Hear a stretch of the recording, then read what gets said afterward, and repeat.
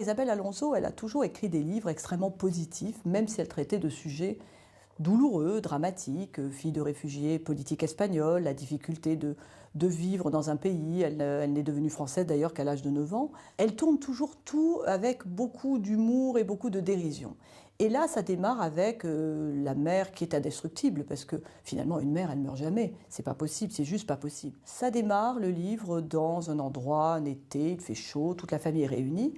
Et la mère, qui est, encore une fois, le chef de famille, va avoir un moment de faiblesse physique, morale, qui va se terminer à l'hôpital. Eh bien, elle le prend d'une façon un peu, écoute, redresse-toi, il faut aller un peu mieux, qu'est-ce que c'est que ça, comment, des faiblesses, mais non. Parce que c'est pas possible, elle peut pas imaginer que sa mère a une faiblesse. Et je crois que c'est quelque chose que tout le monde va pouvoir comprendre. Les parents sont indestructibles. Et petit à petit, elle va accepter que sa mère est mortelle, que sa mère peut faillir, et que d'une certaine façon, elle va être obligée de grandir et de devenir une adulte. Ce livre, c'est vraiment une leçon d'optimisme qu'on peut insuffler finalement à quelqu'un qui est en fin de vie, même si bien sûr ça parle d'un des sujets les plus douloureux qui existent dans la vie, c'est-à-dire la perte de ses parents, puisqu'à partir de là, on est seul au bord du fossé.